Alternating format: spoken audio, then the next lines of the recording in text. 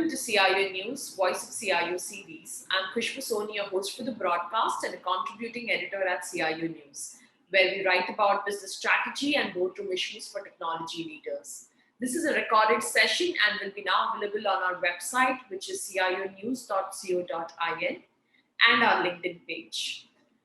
Let me dive in introducing my guest for today. He's Shuvankar Pramanick. He's the Chief Information Officer at Columbia Asia Hospital. Shuvankar is a tech evangelist and a seasoned IT professional with 21 plus years of experience.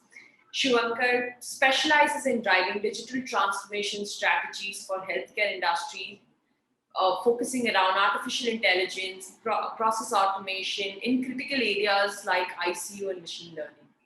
Welcome, Shuvankar. Thanks, it's a pleasure. Shuvankar, if you can give us a quick brief about Columbia Asia Hospital. We're all aware about Columbia, but it'd be good to hear it from you. Yeah, 15 years back, Columbia Asia started, and it was almost 35 hospitals, a group of hospitals, and the head office was Malaysia, and it's owned by Seattle company in Washington, and 2 years back it split India business and out of India business they split. So now we are with 11 units at India. It's a separate entity, but it's a flagship of Columbia Asia hospitals, and we have almost all the corners of the corners in India. Our units are there covered, and our basic structure of the hospital is we don't cross 250 bedded hospitals in a unit, so that we can give patients better diagnosis and better service to the patients. So this is the whole about the Columbia Asia hospitals as of now. Awesome. Shuvankar, now in the situation that we are in, and with what had happened in 2020, the whole COVID pandemic situation that we were in 2020, how did Columbia Asia Hospital responded to that situation?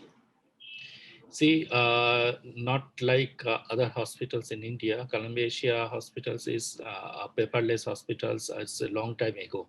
So for COVID pandemic era, Columbia Asia handles very perfectly the reaches to the patients and all the facility which in other hospitals emerge in these scenarios. Columbia Asia had that facilities a long time before, like you mean to say like teleconsultations, yeah, teleradiology kind of facility where a hospital reaches to the patients. It's like a B2C concept, and all the kind of ambulatory services, all the kind of medical medicines, delivery, everything's now Columbia Asia can reach to the patients, not patient reach to the Columbia Asia, it's the other way around. So in terms of patient service, there is excellent service already placed in the systems. And in terms of administrative service, definitely we are, last 1 year, we are working from home. Now we recently started our offices, but the process, the workflow management well defined in the system so that no one face the any kind of problem in the taking decisions, administrative decisions, functional decisions, due to technological excellence placed over in the systems. Right. Got it. Okay. And what kind of innovation that you got in? What kind of technologies you adopted during these times to provide continuity services? As I told, is technically Columbia Asia is much more matured in the sense all the maximum applications run for the patients are developed in-house. So technically it is very much developed, very much matured applications placed for the patients. It may be like patient operating system like HIS, LIS, RIS, and other things. And except that patient-facing applications like patient feedback, doctors consultations, doctor app, patients apps, all are almost in-house developed. So it is already there. I told you it is already there in the systems.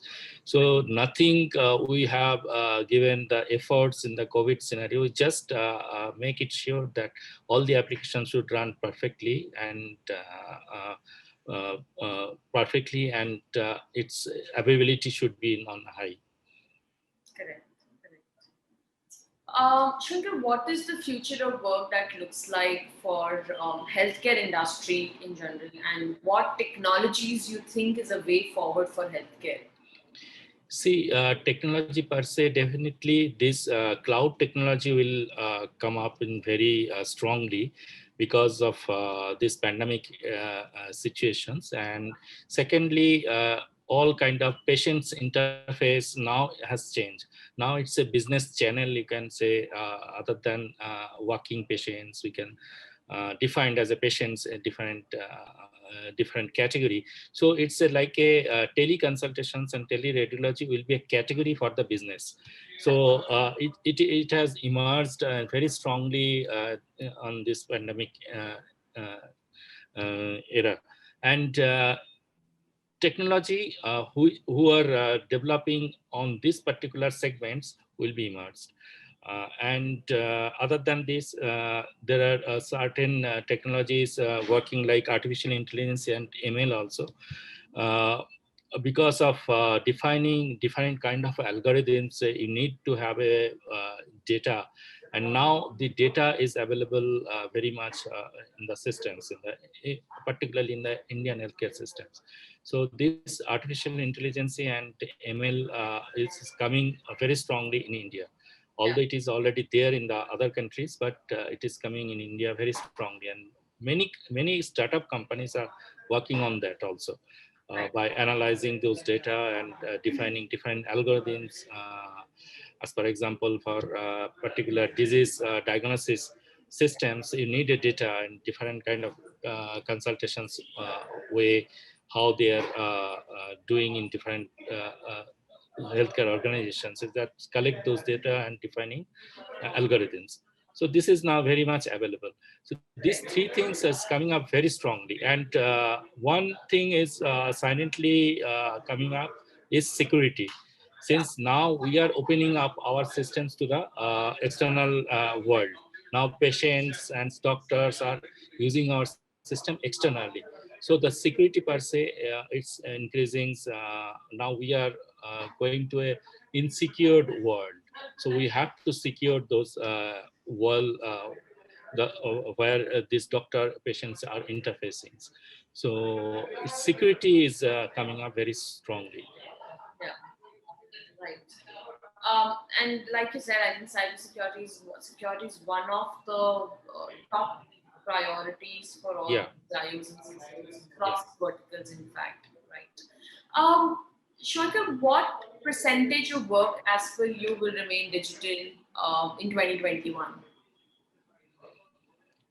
Um, the company who are run by technology, Yeah, they will definitely go at least 80-20% ratio. 80% will be digitalized, definitely.